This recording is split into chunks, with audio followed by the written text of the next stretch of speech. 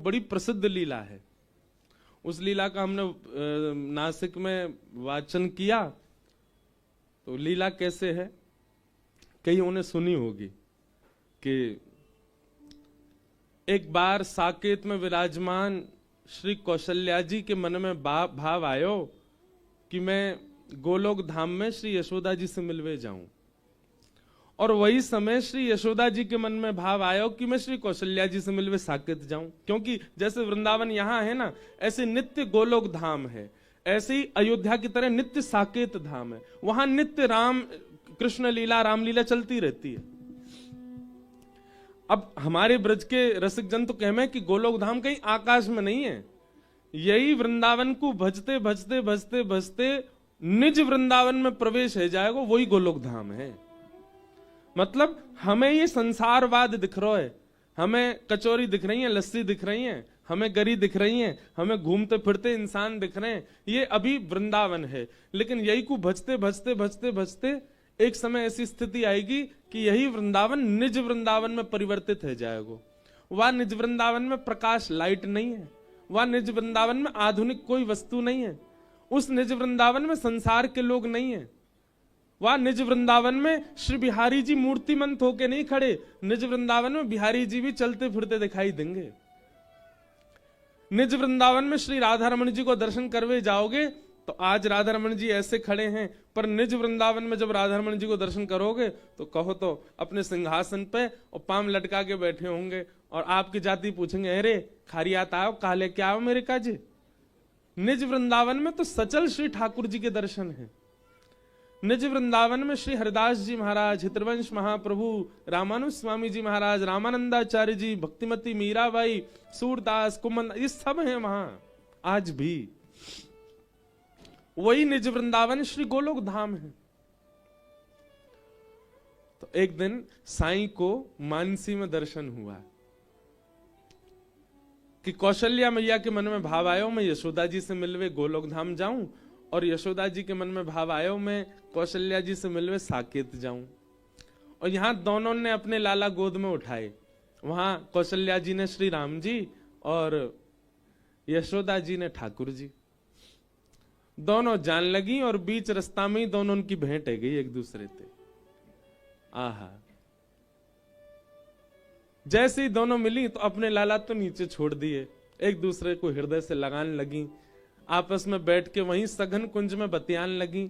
और यहां दोनों लाला बिल्कुल एक जैसे, एक जैसी पीतांबरी पहनी है, एक जैसी पाग पहनी है, एक जैसा श्रृंगार है, एक जैसे नेत्र हैं, एक जैसी नासिका, एक जैसी ओष्ठ, एक जैसी माला। आज ठाकुर जी ने जो माला पहनी वैसी माला राम जी ने पहनी है। यहां दोनों बालक भी खेल रहे, बालक दोनों नहीं खेल रहे, केवल कन्हैया खेल रहे, राम जी तो चुपचाप बैठे हैं। कन्हैया कभी उनके कान पकड़ ले, कभी उनके हाथ पकड़ ले, ना खेलो मेरे संग। ऐसी लीला चलन लगी।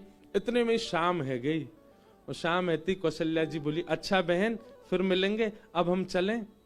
हाँ हाँ आप चलो, मैं हूं चलूं, घर जाके बड़े काम करने, लाला माखन मिश्री खवानी है, भूखो रोवेगो नहीं तो। और दोनों मैया आकर के जैसे ही अपने बालकन को गोद में उठायो तो महाराज दोनों बालकन में अदला बदली है गई। राम जी को उठाए के तो ले गई श्री यशोदा जी, और श्री गोपाल जी को उठा के ले गई कौशल्या जी। ये साईं को दर्शन हुआ मानसी में। जैसे ही दोनों बालक घर पहुंचे, ठाकुर जी भी देखो कैसे चतुर, यो नहीं बीच रास्ता में चिल्ला दे कि मेरी मैया तो वो गई, चुपचाप जा रहे, बोले ने देख के तो हम साकेत कैसे हो, ने उथल पुथल कर आऊं वहां पे। अब यहां ठाकुर जी जैसे साकेत पहुंचे राम बन के, तो राम जी तो बड़ी मर्यादा में रहमे। साकेत पहुंचते ही जैसे ही कौशल्या मैया ने ठाकुर जी को नीचे पधरायो, नीचे फर्श पे आते ही महाराज चौकड़ी मार के घुटमन घुटमन दौड़न लगे। वो तो कौशल्या मैया भूली, ऐसा लगे कन्हैया से मिलके फुर्ती आ गई राम में, देख कैसे दौड़ रहा है। और महाराज दौड़ करके गए, राम जी के जितने खिलौना वहां धरे सबन को जोर जोर से बजान लगे और जैसे ही मन भर जाए सो वह तोड़न लगे। ये दृश्य देख करके अब साकेत में सब थोड़ा थोड़ा आश्चर्य कर रहे हैं पर नजरअंदाज कर रहे हैं। राम जी ऐसी लीला करे ना है, कभी खिलौना तोड़े ना, बड़े आराम आराम से खेले वो तो। महाराज पलना पकड़ करके चढ़ गए और खाली पलना कोई झुला रहे हैं ठाकुर जी। थोड़ी देर झुलाया, थोड़ी देर झुलावे के बाद ऐसी जोर से धक्का दियो पलना ऊपर ते टूट के नीचे गिर गो। कौशल्या जी और दशरथ जी ने देख रहे, बोले आज लाला कहा गए हो? कौशल्या जी बोली मुझे तो लगे अभी अभी यशोदा जी से मिलके आई, उनको लाला बड़ो चंचल है, वहां ने कुछ प्रभाव डाल दियो अपनो हमारे राघव में, थोड़ी बहुत देर में ठीक है जाएगा। दशरथ जी ने आवाज लगाई, सुनो राघव, प्रसाद पावे को समय है क्यों, चलो जल्दी आओ। राम जी को नियम है, एक चौकी पर दशरथ जी बैठे, छोटी चौकी पर छोटी थाली में राम जी प्रसाद पावे। लेकिन वहां नंद भवन में ठाकुर जी को नियम है कि जा थाली में नंद बाबा पा रहे हैं वही में पामेंगे, और नंद बाबा की गोद में ही बैठ के पामे। अब यहां राम जी तो है नहीं, ठाकुर जी हैं। ठाकुर जी घुटमुन घुटमुन आए, अपनी थाली तो दूर कर दी, बाबा की गोद में बैठ गए और बाबा से कहने लगे मुझे खवाओ। दशरथ जी को भी अच्छा लगा, बोले अरे आज तो राम जी गोद में ही बैठ गए, अच्छा चलो मैं खवाऊं। हाँ बाबा, थोड़े थोड़े तिनका उठा उठा करके मुख में दें। एक बार पालियो, दूसरी तीसरी बार तुम्हारा दशरथ जी की उंगली काट गए अपने दांतन से। दशरथ जी मन में विचार कर रहे हैं, राघव ऐसे नहीं करते। इतने में ही तो ठाकुर जी ने कड़ी लाई हाथ में और एक हाथ में लाई खीर और दशरथ जी की पूरी दाढ़ी में लगा दी हो, ऊपर से नीचे तक पूरा डाई कर दी महाराज। पीरे पीरे दशरथ जी पूरे नीचे तक फैल गए। दशरथ जी घूम के कौशल्या जी को देखें, जी क्या हो रहा है, इतना प्रभाव उस बालक का। ठाकुर जी को तो पेट भर गो, तुरंत उतर के भाज गए।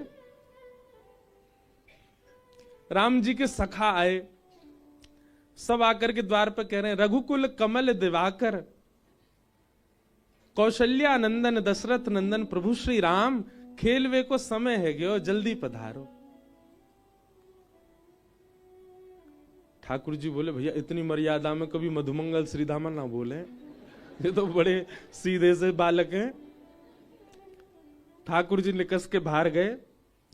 अब राम जी तो खेल भी ऐसे ही खेले, नेक नेक बॉल खिसकाए दें, इधर उधर गेंद थे, वैसे ही खेल रहे, बड़ी शिष्टाचार मर्यादा में। ठाकुर जी नेक देर धीमे धीमे खेलते, बड़े परेशान है गए, बोले यार यहाँ तो आने को सुख ही नहीं मिल रहा। राम जी के जितने सखा सबन की चोटी पकड़ी और चोटी पकड़ के बोले घोड़ा बनो, और उनको घोड़ा बना दे, ऊपर चढ़ जाए, उनकी चोटी पकड़ खींचे, जहां खींचू वहीं को चलियो। कोई में मुस्टिक मारे, कोई में लात मार दें, कोई उठा के फेंक दें सरजू जी में।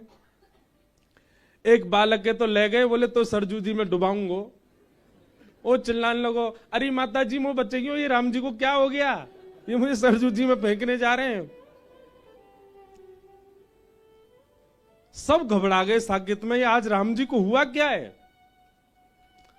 और वहां गोलोक धाम में पहुंच गए श्री राम जी। यशोदा मैया ने जैसे ही अपनी गोद ते लाला उतारो, ठाकुर जी चुपचाप नीची नजर करके राम जी बैठे हैं। दशरथ जी कह रहे हैं लाला, नंद बाबा कह रहे हैं लाला आजा भोजन पा ले। राम जी चुपचाप उठ करके गए, बगल में जाके बैठ गए, प्रतीक्षा कर रहे हैं हमारी थाली लगे, छोटी सी में पाए। पर नंद बाबा ने तो उठाए के गोद में धल लिए और एक हाथ से स्वयं पामे, वही से नेक कवल लेके राम जी अपना मुंह फेरे। ऐसे तो पावे की उनकी आदत ही ना है। नंद बाबा कहे लाला मुंह का फेरो, ले खोलिया, और मुंह पकड़ के जबरदस्ती खोल के पवाई दियो। राम जी के नेत्र में मोटे मोटे आंसू आ गए, बोले काहे रो भैया। ग्वाल बाल आ गए, मधुमंगल श्री दामा, तन सुखा मन सुखा धन सुखा। अरे लाला कहां को चलोगो, ए लाला चल, खेलवे को समय हो, जल्दी चल। ठाकुर जी बिल्कुल सीधे साधे चुपचाप बैठे। मधुमंगल श्रीदामा ठाकुर जी को ऐसे देख रहे हैं जैसे कोई विचित्र प्राणी आ गए हो। अरे लाला तो काहे को, तो इतना शांत काय को बैठो है, तेने अपने नेत्र नीचे काय कर रखे हैं। सीताराम बोलो ऐसा लग रहा है जैसे आपको ब्याह व्यवहार हो का, कोई देख व्यवहार आ रहे हैं का। लाला तू ऐसा सीधो से बन काय को बैठो है। राम जी बेचारे बिल्कुल गुपचुप बैठे। श्री दामा मधुमंगल बोले ऐसे ना माने को, या ले चलो उठाए के आज दारी के या जमुना जी में फेंके आमेंगे, माँ या को मछली खा जाएंगी फिर चिल्लावे को। राम जी बेचारे ऐसा मत कीजिए आप लोग, ये सब आप क्या चर्चा कर रहे हैं, आप हमको यमुना जी में फेंकने क्यों जा रहे हैं। मधुमंगल सीधा लाला ये कौन सी भाषा बोल रहा हो भैया, ये कौन सी भाषा है जी, हमारी ब्रज भाषा तो है ना। राम जी को पकड़ के ले गए और बाहर जाकर के राम जी को घोड़ा बना दिया, ऊपर मधुमंगल बैठ को, मधुमंगल के ऊपर श्रीदामा, राम जी की कमर। अरे भैया एक ही बैठ जाओ।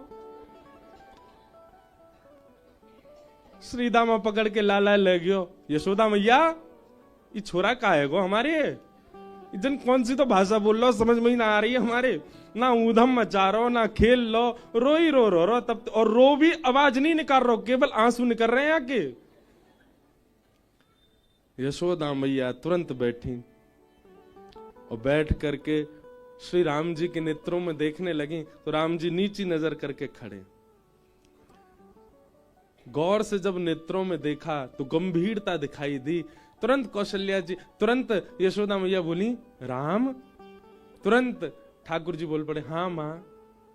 अरे ये तो भूल है गई मोते, ये तो कौशल्या जी को लाला आगो मेरे संग। अरे मैया जे का है गो, हमने तो यहाँ के ऊपर चढ़ चढ़ के कमर तोड़ दी या की, हम तो यार जमुना जी में फेंकवे जा रहे हैं, क्योंकि लाला तो जमुना जी में फेंकवे थोड़ी है, वो तो दूसरे ने फेंक दे। मैया इन्हें वापस कर आओ, बेचारी इनकी मैया चिंता कर रही होंगी। यशोदा मैया बोली मोया की मैया की चिंता ना, मुझे यूं लग रही है साकेत में का बवाल है रहो होगो, वो बंदर पहुंच गो वहां पे, मुंह तो बाकी लग रही है वरना का कर दिया होगा वहां पे। तुरंत राम जी को गोद में उठा करके यशोदा मैया दौड़ी और वहां महाराज कोई के हाथ टूट गए, कोई के पांव में घाव है गो है, कोई के बाल खींच लिए नोच लिए, कोई दो सिपाही ऐसे हैं वो खिलावे गए ठाकुर जी को, उनकी बड़ी बड़ी दाढ़ी, दोनों उनकी दाढ़ी में गांठ मार दी और दोनों छूटे ही नहीं पा रहे हैं एक दूसरे से। पूरी साकेत में बवाल है गयो महाराज। कौशल्या मैया ने लाला उठाए, लाला उठा करके दौड़ी, बीच रास्ता में दोनों मिल गई। जैसे ही दोनों मिली यशोदा मैया बोली अरे बहन ये तो कैसो काम भयो आज, दोनों बालक अदला बदली है गई, लो पकड़ो अपने माटी के मत होना, बैठो ही रे कचू करे ही ना जे, तो हम बे ना बोले ना डोले ना चले फिर कचू ना करे, आंख नीचे करके बैठो ही रे, रो वे भी चुपचाप है, बस आंसू ने निकारे, आवाज ही ना है सुनी पूरे दिन आते है की। कौशल्या मैया बोली तुम भी पकड़ो अपने बंदर है, जे शांति ही ना बैठे, पूरी साकेत में हल्ला करे आयो है। ऐसा दृश्य सबरे खिलौना तोड़ दिए राम जी के। दोनों बालकन को जैसे ही नीचे पधरायो, यहाँ राम कृष्ण दोनों एक दूसरे को हृदय से लगा रहे हैं और कौशल्या मैया और जानकी जी एक दूसरे को हृदय से लगा रही हैं। यही स्वरूप को दर्शन हमारे श्री कोकिल साईं अपने मानसी में कर रहे हैं। तो हमने कहा उस कथा में कि किसी में अगर सामर्थ्य हो तो एक चित्र बना के लाओ। आज एक बालक चित्र वो लेके आई हूं, सामने है। हमने कही ऐसा चित्र बनाई हो कि पता नहीं चले राम जी कौन से और ठाकुर जी कौन से। तो मेरे पास कम से कम 70 चित्र आ चुके अब तक, लेकिन आज साईं के यहाँ की कथा में ही ऐसा चित्र आया जिसमें पता ही नहीं चल रहा कि इनमें राम जी कौन से और ठाकुर जी कौन से। देखो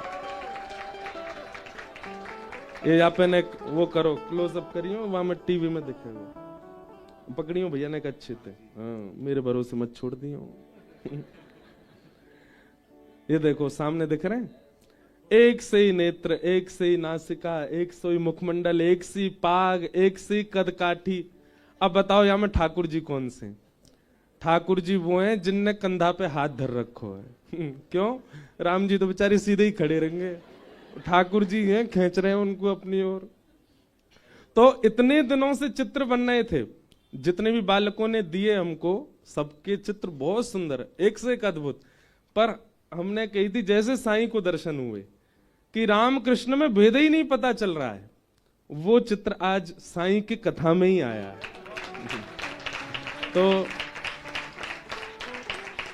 हमारी तरफ से आज ये साईं को ही भेंट है, उन्हीं की लीला की कथा उन्हीं को ही भेंट कर रहे हैं। बोलो मिथिले बाबल साईं अमा की। ऐसे हमारे साईं, उनके मानसी के भाव, कभी किसी ने सोचा भी नहीं कि रामकृष्ण भी मिले, पर साईं ने विचार किया। तो धन्य है कि हम इस आंगन में बैठे हैं, उस महापुरुष के आंगन में बैठे हैं जो ऐसे भाव रखते थे ठाकुर जी के प्रति। और ये गोपनीय है। आज वृंदावन में इतने वर्षों से ये स्थान है, वृंदावन के लोग नहीं जानते। हमको इस कथा के लिए, प्रचार के लिए कोई ऐसा नहीं है कि इसीलिए गोपनीय, क्योंकि प्रेम जितना गोपनीय रहा जाए उतना बढ़े।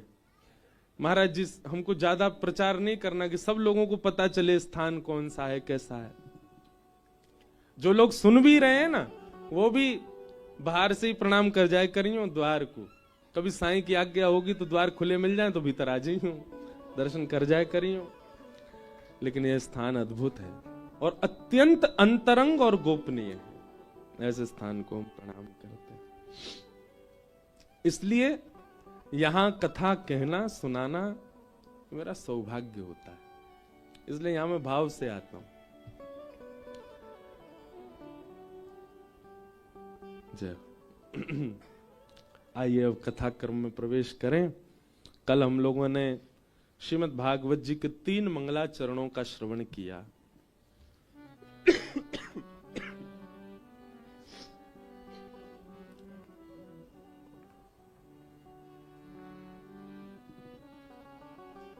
कई लोग पूछते हैं कि महाराज जी अगर हमें मानसी चिंतन करना हो तो कैसे करें? बहुत ध्यान से सुनो। सबसे पहले तो एक प्रातःकाल ब्रह्म मुहूर्त उठने का नियम रखो। दूसरा, स्नान आदि करने के बाद अपने गुरुदेव के मंत्र का जाप करो और बहुत निष्ठा से, उत्साह से होना चाहिए। वो जबरदस्ती वाला नहीं होना चाहिए कि अरे 4 बज गए उठना पड़ेगा, नहाना पड़ेगा। उसमें उत्साह दर्शन होना चाहिए। उत्साह कब मानो कि बिना अलार्म के 4 बजे उठ गए, उसको उत्साह माना जाता है। उत्साह में करना है। अपने गुरु मंत्र का जाप करो। आदि आदि करने के बाद में ठाकुर जी जो आपके सेवा के, उनको शयन में ही रहने दो। उन्हीं के सामने बैठ के अपने हाथन में थोड़ा इत्र अंकित करके और ब्रजरज को तिलक आदि करके, जो भी आपके संप्रदाय को भाव है वो करके, फिर नेत्र बंद करके सघन कुंज को स्मरण करो। कुंज को स्मरण करो, नदी को स्मरण करो, पर्वत को स्मरण करो।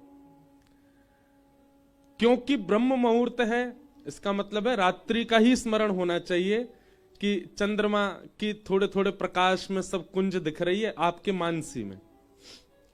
और मानसी में जाते ही सबसे पहले यह भाव रखना है कि आप ठाकुर जी की एक सहचरी हैं, सखी। आप पुरुष हैं तब भी आपको सखी भाव ही रखना है कि आप सहचरी हैं। उसके बाद आप सबसे पहले अपने गुरु घर जाएंगे, जहां भी आपके गुरु जी विराजते हैं वहां गुरुदेव के पास जाना है। गुरुदेव के चरणों में जाके वंदन करना है। गुरुदेव भी सखी रूप में है। ऐसा वृंदावन महिमा और वृंदावन के जो भजवे वाले हैं उनके लिए उनका ये भाव रहता, वो सखी भाव में ही सब सेवा में जाते हैं। फिर गुरु जी के संग, गुरु जी के आश्रय में गुरु जी लेकर के जाएंगे निकुंज में। और वहां निकुंज में सैया पर पौड़े हैं दोनों युगल सरकार। आप उस भाव से गुरुदेव के साथ जाएंगे कि किसी भी प्रकार से दोनों युगल सरकार को पीड़ा ना हो, कष्ट ना हो। प्रथम दर्शन दोनों चरणों का ही होगा। सैया पर लेटे हैं पर मुख नहीं दिख रहा है, केवल चरण दिख रहे हैं। धीमे धीमे कोई राग गा करके गुरुदेव उनको उठा रहे हैं। फिर बाल भोग हुआ, बाल भोग के बाद फिर मार्जन आदि करके स्नान आदि हुआ। अब ठाकुर जी लीला में प्रवेश कर रहे हैं। अब बाद में जो मन में भाव आए उस लीला में प्रवेश कर जाएंगे, पर ये इतना सरल नहीं है जितना हम सुना रहे हैं। इसके लिए पहले बहुत लीलाएं श्रवण करनी पड़ेंगी, इसके लिए पहले बहुत भाव में प्रवेश करना पड़ेगा, इसके लिए पहले बहुत रसिक जनों की सेवा और ब्रज रज की उपासना करनी पड़ेगी। ब्रज रज की सेवा से ब्रज रस प्राप्त होता है, बिना रज के रस नहीं मिलेगा। लोग उसको सामान्य मिट्टी मान लेंगे तो कभी रस में प्रवेश नहीं कर पाएंगे। आपका भले ही रामानुजी तिलक है, आप रामानंदी हैं, अपने तिलक में भी थोड़ी रज तो मिलाओ, तिलक करो, रज रज आपके अंग पर होनी चाहिए।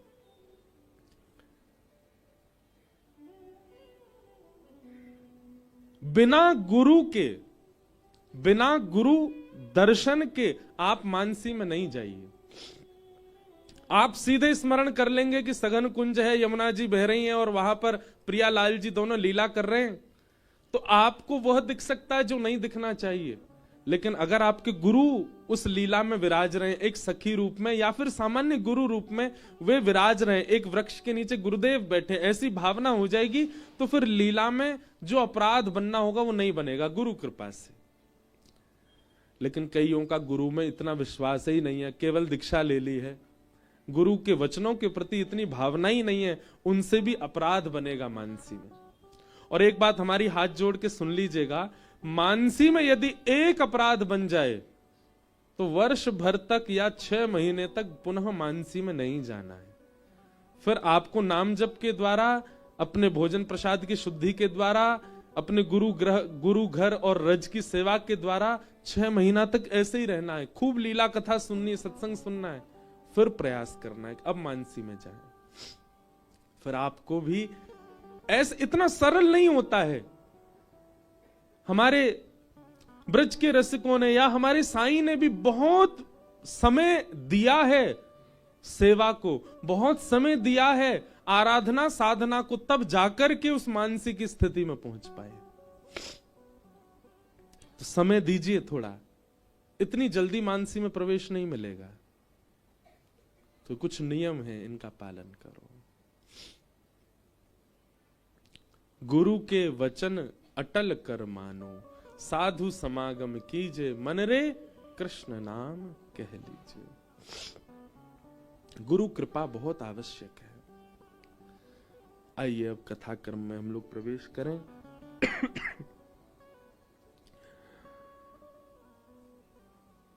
सवै पुंसां परो धर्मो, यतो भक्ति यदोक्षजे, अहैतुक्य प्रतिहता, ययात्मा संप्रसीदति। बहुत सावधानी से सुनो। सवै पुंसां परो धर्मो, यतो भक्तिर अदोक्षजे। सभी प्राणी का परम धर्म क्या है? धर्म क्या है? पूजा करना। और परम धर्म क्या है? वही पूजा सेवा में परिवर्तित हो जाना। वृंदावन वासी पूजा नहीं करते, वृंदावन के उपासी सेवा करते। पूजा और सेवा में अंतर क्या है? पूजा अपनी मनोकामना के लिए होती है और सेवा ठाकुर की राजी के लिए होती है, ठाकुर की प्रसन्नता के लिए होती है। वृंदावन वासी पूजा नहीं करते, वृंदावन वासी सेवा करते हैं। बिहारी जी की पूजा नहीं होती। लोग कहते हैं हम पूजा करवे जा रहे हैं बिहारी जी, तो सुनने में ही अटपटा सा लगता। बिहारी जी की और पूजा, बिहारी जी की पूजा ना होवे, बिहारी जी की सेवा होवे, राधा रमन जी की सेवा होवे, गिरिराज जी की सेवा होवे, राधा वल्लभ जी की सेवा होवे, पूजा नहीं। कान पकड़ के कहें, पूजा ब्रज से बाहर ही रहती है, यहां तो सेवा रहती है, यहां तो सेवा होती है ठाकुर जी की। और सेवा में अपनी इच्छा प्रधान होती ही नहीं है, अपने सुख का विचार होता ही नहीं है, वहां केवल ठाकुर के सुख का विचार किया जाता है। इसलिए हमारे वृंदावन की रीति में ऋतु के अनुसार ठाकुर जी को वस्त्र पहनाएंगे, ऋतु के अनुसार इत्र की सेवा करेंगे, ऋतु के अनुसार ठाकुर जी के अब फूल बंगले अब नहीं बनेंगे बिहारी जी में। क्यों? क्योंकि शीतकाल आ गया। ठाकुर जी को पुष्प का बंगला नहीं बनेगा। क्यों? ठाकुर जी को सर्दी लग जाएगी। मंदिरों में आप जाएंगे, थोड़ी और सर्दी बढ़ेगी तो अंगीठी रखी जाएगी, उसमें कोयला रख करके सुरघाए जाएंगे। क्यों? ठाकुर जी ताप रहे हैं। ये पूजा में नहीं होता, ये सेवा में होता है। कई भाव ऐसे हैं। अब हम नाथ द्वार में श्रीनाथ जी पीछे विराज रहे हैं, श्रीनाथ जी की सेवा में मिश्री भोग रखा जाता, तो मिश्री ऐसे नहीं रखी जाती हमारे यहां जैसी मिश्री होती है। वो मिश्री कैसी होगी? बिल्कुल गेंद की जैसी, जैसे बॉल होती है ना, ऐसी बिल्कुल चिपटी मिश्री होगी। तो हमने पूछे, मैंने ऐसी मिश्री काहे को? तो कहें, बोले 3.5 बरस के लाला हैं, अब 2 दांत आए हैं, 4-5 आए नहीं है, तो ठाकुर जी को खुजली होती है अपने मसूड़ा में, तो ऐसे मिश्री गेंद की सी उठावे और करके अपनी मसूड़ा की खुजली मिटा ले, तो ये हमारी ऐसी मिश्री। अब ये पूजा में नहीं होता, ये सेवा में होता है। आज भी नाथ द्वार में श्री ठाकुर जी 6:30-7 बजे तो शयन हो जाएगा। क्यों? क्योंकि ठाकुर जी कलयुग के प्रभाव से 10 बजे शयन नहीं करते। वहां की मान्यता ऐसी, बोले जब नंद यशोदा का काल था तब 6-7 बजे ही सो जाते थे, इसलिए ठाकुर जी को शयन उतने बजे ही होगा, 4 बजे उत्थापन मंगला हो। किसी ने मुझसे कही थी ये बात, बोले महाराज जी हम नाथ द्वार गए, वहां सुबह 5:30 बजे, 4:30-5 बजे मंगला हो गई ठाकुर जी की। वृंदावन में भी कई मंदिरों में इतनी जल्दी मंगला हो जाती है। हमारी आपकी तरह आलसी जीव थोड़े ही हैं ठाकुर जी, हमारी आपकी तरह रात भर व्हाट्सएप थोड़ी चलाना है। मधुमंगल ने कहा भेजो श्रीदामा ने कहा शेयर कियो मोए ठाकुर जी तो शयन में चले जाए 9:30-10 बजे के बाद। कई भाव हैं, कई जगह भाव है शयन में जामे, कई जगह भाव है ठाकुर जी रास में गए। और क्योंकि 4-4:30 बजे यशोदा मैया की नींद खुल जाए तो मैया देखवे आवे लाला को, तो कई जगह रास के पदों में भी ऐसा भाव है कि भोर होत ठाकुर जी रास से भागते हैं। क्यों? यशोदा मैया जाके चद्दर टटोलेगी, कहां गए हो लाला, तो यशोदा मैया उठे उससे पहले आके ठाकुर जी चद्दर ओढ़ के पड़ जाए। अब देखो यहां दूसरा भाव, जिन मंदिरन में सवेरे 4 बजे मंगला है रही है, वहां को भाव यह कि यशोदा मैया ने आके चद्दर उघार के देख ली है कि लाला सो रहा है कि नहीं। लेकिन ठाकुर जी तो तब ही आए सोवे, रात भर तो रास कियो है, तो तब आए सोवे, तो उघार के देखो तो कई मंदिरन में मंगला है गई, लेकिन बिहारी जी की मंगला होवे 8 बजे। अब जब आई 4 बजे तो 8 बजे तक सोएंगे, या हमारे मंगला बिहारी जी की जो है वो 8 बजे है करके या बात की सिद्धि करे। बाकी मंदिरन में मंगला है गई, मतलब यशोदा मैया ने देखे हैं ठाकुर जी चदरिया हटाए के, और उठे कब हैं? बोले जब बिहारी जी की मंगला है भैया, इतनी देर ठाकुर जी शयन नहीं कर रहे। तो ऐसे सब एक से एक कड़ियां जुड़ी हैं, सब भाव जुड़े हैं वृंदावन के। वृंदावन में पूजा नहीं होती, वृंदावन में सेवा होती।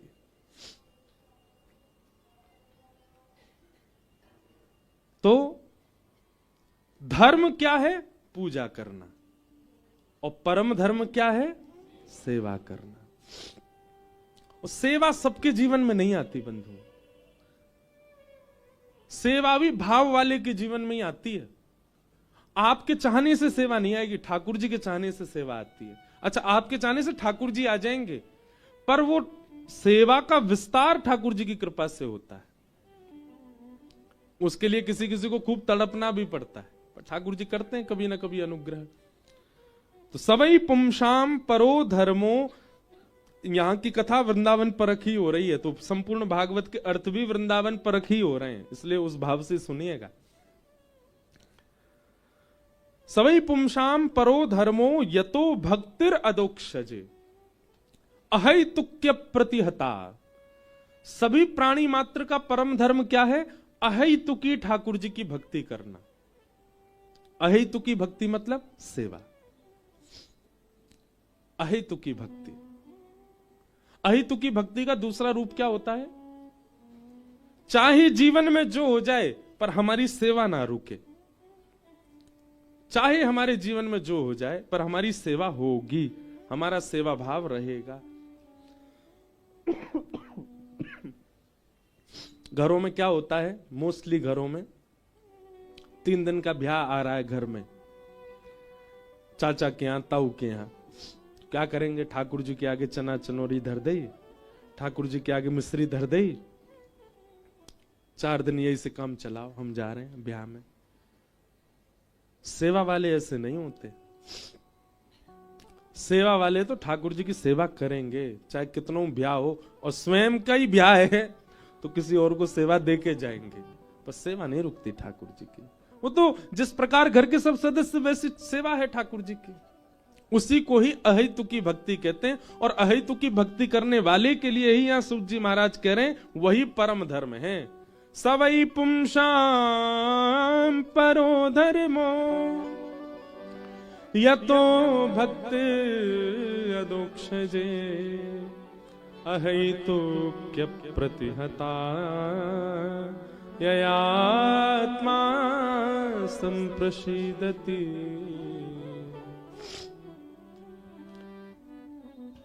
पूज्य श्री मल्लुक पीठ वाले महाराज जी एक बार एक भाव सुना रहे थे। मल्लुक पीठ के बगल में एक स्थान है खाक चौक, वहां के पूज्य महाराज जी, उनको किसी कारण से 1-2 दिन के लिए कलकत्ता जाना था, तो अपने एक सेवक को सेवा दे गए ठाकुर जी की। बहुत ध्यान से सुनना, बता के गए, बोले देखो तुम हमारी सेवा देखी है तुमने, कैसे हम सेवा, वैसी सेवा करना इनकी, ठीक है। और हम लौट के आए, हमको सेवा बहुत अच्छी मिलनी चाहिए। तो सेवक बोला ठीक है, बोला वाला बेचारा सेवक। अब महाराज जी तो चले गए, महाराज जी किन्हीं की कथा सुना रहे, कोई संत थे वहां, उनके भाव सुना रहे। संभवतः महाराज जी के ही गुरु जी श्री पहाड़ी बाबा महाराज का ही चरित्र था। तो वे जैसे कलकत्ता गए तो वहां यहां जो सेवा जिनको देके गए, बोला भाला व्यक्ति, उसने विचार किया, बोले गुरु जी कह के गए बढ़िया सेवा होनी चाहिए। ये ठाकुर जी रोज जल से नहाते हैं, पंचामृत से नहाते हैं, और गुरु जी इनको सूती कपड़ा से पहुंच देते हैं, आज मैं इनको रगड़ रगड़ के नवाए दूं। तो उसने क्या किया, सर्फ होता है ना कपड़ा धोने वाला, वहां से ठाकुर जी मीड़ दिए ऊपर से नीचे तक, उनके गाल में ले, हाथ में ले, सब जगह सर्फ लगा दिया। और यहीं तक ही नहीं, बर्तन मांजने वाला मांजना होता ना, उससे जाके घिस और दिए, और चमक जाएंगे ठाकुर जी। और जैसे उसने जल आदि डाला तो ठाकुर जी तो चमचमाने लगे बिल्कुल। उसने कही अब गुरु जी देखना ऐसे प्रसन्न हो जाएंगे चमकते हुए ठाकुर जी को देख के। पर वहां दूर देश में बैठे महाराज जी रात्रि में जैसे सोए तो उनको श्री रामचंद्र जी के गाल पे घाव दिखाई दिए, हाथ में घाव दिखाई दिए, वक्ष में घाव दिखाई दिए। स्वप्न में ऐसे ठाकुर जी दिखे, तुरंत दौड़े वृंदावन के लिए। वापस वृंदावन आकर के जब ठाकुर जी को देखा, ठाकुर जी चमक रहे हैं बिल्कुल मंदिर में, अपने सेवक से कहा तुमने सेवा करी? वो गुरु जी देखो कैसे चमक रहे हैं ठाकुर जी, आपकी सेवा से भी नहीं चमके इतने तो। वो सही बताओ तुमने क्या किया? बोले हमने ठाकुर जी को नवाया। बोले सच बताओ, थोड़ा क्रोध करके पूछा तो बताया कि हमने तो सर्फ से नवाए ठाकुर जी। महाराज जी के नेत्र सजल हो गए। फिर 15 दिन तक, जब तक ठाकुर जी पुनः स्वप्न में नहीं आ गए, तब तक रोज लेप बनाते और लेप बना करके ठाकुर जी के श्री अंग पर लगाते और नित्य औषधि बना करके ठाकुर जी को पिवाते प्रसाद में। 15 दिन तक जब ये क्रम करते रहे, 15 दिन बाद जब ठाकुर जी स्वस्थ होकर के उनको स्वप्न में दर्शन दिया, तब लेप लगाना और औषधि पिलाना विश्राम किया। और फिर समझाया ये पाषाण तुम्हारे लिए हैं, परंतु ये साक्षात ठाकुर जी हैं। हम इनकी सेवा करते हैं, हम क्या भाव रखते हैं वैसा ही क्रम हो जाता है हमारे साथ। हमने कितनी बार अनुभव किया हमारे लाल जी का। रात्रि में कई बार झारी जी में जल नहीं पधराया जाता ढंग से, मुझे रात भर प्यास लगती है और सुबह देखने जाते हैं तो सेवा में पता चल जाता है झारी जी में जल नहीं था रात्रि में, इसीलिए प्यास लग रही। ये जुकाम भी भयो, निश्चित ही हमारे लाल जी को सर्दी लगी है, या हमारे आज सवेरे थे कोयला की अंगीठी धरवा दी है ठाकुर जी के आगे। ठाकुर जी को मोजा नहीं पहनाओ, हाथ में मोजरी नहीं पहनाओ, सो निश्चित है। अच्छा, मोए भी पता है कि कारण, मेरे अस्वस्थता को कारण कहा है। यहां आवे से पहले एक दिन आगे काजे में कहीं गए हो, वहां उनको लेके नहीं गए हो, वही बात से नाराज है गए, मोए क्यों ना लेके गए हो, और वहां की सर्दी से मोए सर्दी करवाए दी है। मानो ठाकुर जी ऐसा बतावे कि मोए है गई है सर्दी, अब तू मेरी सेवा कर, तू ठीक है जाएगा। कितनी बार ऐसा हुआ, औषधि नहीं ली, ठाकुर जी की सेवा में परिवर्तन कर दिया, उसी से ही स्वस्थ हो गए। तो क्योंकि वो पाषाण नहीं है, प्रत्यक्ष है। अहेतु की सेवा करने वाले को अनुभव होने लग जाता है। अहेतुक्य प्रतिहता ययात्मा संप्रसीदति। तो परम धर्म क्या है? न विच्छिन्न होने वाली भक्ति ठाकुर जी के प्रति, उसी को ही परम धर्म कहते हैं।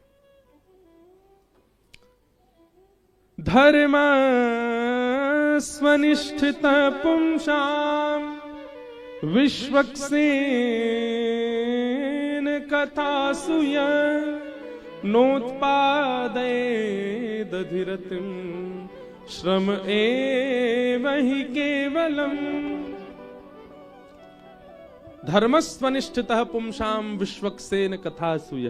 बहुत अच्छी बात। श्री सूत जी कहते हैं, आप जितने भी धार्मिक क्रिया करते हो वो सब ठाकुर जी स्वीकार करते हैं कि नहीं, इसका एक ही प्रमाण है। आपके द्वारा किए गए यज्ञ, आपके द्वारा किए गए अनुष्ठान, आपके द्वारा किए गए व्रत, आपके द्वारा किए गए नियम, उनसे ठाकुर जी प्रसन्न हैं, इस बात का एक ही प्रमाण है। क्या? नोत्पादये दधिरतिम श्रम एव हि केवलम धर्मस्वनिष्ठितः पुंसाम विश्वक्सेन कथासूय। कभी सत्संग में बैठो, कथा में बैठो, किसी प्रवचन में बैठो, और कहीं नहीं तो यूट्यूब पे ही खोलो, अगर उसमें आपकी रति हो रही है, रति मतलब मन लग रहा है, आपकी इच्छा हो रही है श्रवण करने की, भले ही आपके 4 काम पेंडिंग पड़े, पर फिर भी आप उसके प्रति आसक्त होकर के श्रवण कर रहे हो, कथा में दिखने वाली आपकी रति इस बात का प्रमाण है कि आपके अनुष्ठान व्रत नियम से ठाकुर जी प्रसन्न हैं।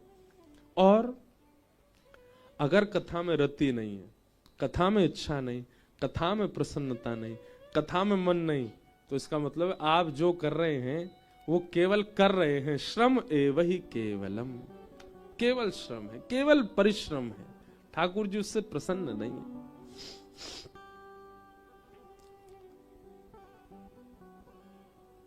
नाम, रूप, लीला और धाम, ये 4 प्रकार हैं भगवत प्राप्ति के। सबसे पहला नाम। सहज ही व्यक्ति का आकर्षण सबसे पहला ठाकुर जी के प्रति नाम से ही होता है। छोटे बालक को देखो, उसको कथा वथा तो नहीं पता, लेकिन जैसे जैसे थोड़ा बड़ा हो, दादी दादा नानी नाना बोलो राधा राधा राधा, तो बालक ताली बजाने लगता है, बोलने लगता है। नाम के प्रति प्रथम आकर्षण होता है। दूसरा आकर्षण होता है रूप के प्रति। बच्चे धीरे धीरे माता पिता के साथ, दादी दादा के साथ मंदिर जाते हैं, ठाकुर जी को देखते हैं, कौन है? जय जय जय जय। फिर उनको देखते हैं, उनके रूप के प्रति आकर्षण होता है। और फिर धीरे धीरे लीला के प्रति, अब उनको धीरे धीरे कथा में लाना प्रारंभ किया जाए। और फिर कथा के बाद आकर्षण बनता है धाम के प्रति। ये तो बालकों का प्रकार बताया, पर बड़े लोगों के लिए भी यही है। सबसे पहले नाम। नाम इतना जपा जाए, नाम जप इतना किया जाए कि उस नाम जप के प्रभाव से आपके नेत्र बंद हैं और आपके चित्त में ही रूप प्रकट हो जाए। किशोरी जी का, ठाकुर जी का, सहचरियों का, सखियों का, सखाओं का रूप प्रकट हो, और उनका स्वरूप प्रकट ना हो तो कुछ भी अंग प्रकट हो जाए, हस्तकमल ही प्रकट हो जाए, चरण कमल ही प्रकट हो जाए, कोई वस्त्राभूषण ही प्रकट हो जाए, कुछ तो प्रकट हो नाम के प्रभाव से। नाम जप करने वाले लोग बहुत ध्यान से सुनिएगा, नाम जप करने के पीछे उद्देश्य होना चाहिए, नहीं तो नाम जप में मन भटकेगा। आप उद्देश्य क्या रखो, हम सीधा उद्देश्य रखते हैं श्यामा श्याम, नहीं होगा इतनी जल्दी। पहले कोई आकार ही रखो। मान लो मुझे एक चूड़ामणि दिख जाए श्री जी की, इसी उद्देश्य से नाम जप करो। धीरे धीरे आपका मन ही चूड़ामणि का निर्माण करने लगेगा। और कभी ना कभी किसी रसिक के द्वारा आप किसी प्रवचन में सुनेंगे तो जैसी चूड़ामणि आपको दिखी वैसे ही चूड़ामणि का वो वर्णन कर रहे होंगे। आप जैसी चुनरी का भाव रख करके नाम जप करोगे, कभी ना कभी आपको किसी प्रवचन पद कहीं ना कहीं वैसी चुनरी का वर्णन मिल जाएगा। नाम जप में किसी अंग की, किसी भाव की, किसी श्रृंगार के दर्शन का उद्देश्य लेकर के बैठो नाम जप में, तो नाम से क्या प्रकट होगा? रूप। फिर इस रूप को, जिसको आपने कल देखा, भले ही वो हस्तकमल था, भले ही वो चूड़ामणि थी, भले ही वो चुनरी थी, भले ही वो ठाकुर जी की पीतांबरी थी, भले ही वो वंशी थी, उसका आप आनंद चिंतन करते रहो। कुछ दिन तक उसी भाव का चिंतन करते करते वही रूप और विकसित होने लगेगा, कुछ और भी दिखने लगेगा। नाम से रूप प्राप्त होगा और फिर धीरे धीरे रूप विकसित होते होते पूर्ण रूप नहीं दिखेगा, थोड़े थोड़े रूप उसी में ही बावरे है जाओगे, पूरा दिख गो तो जन का ही होएगो, नेक में ही आनंद में चले जाओगे।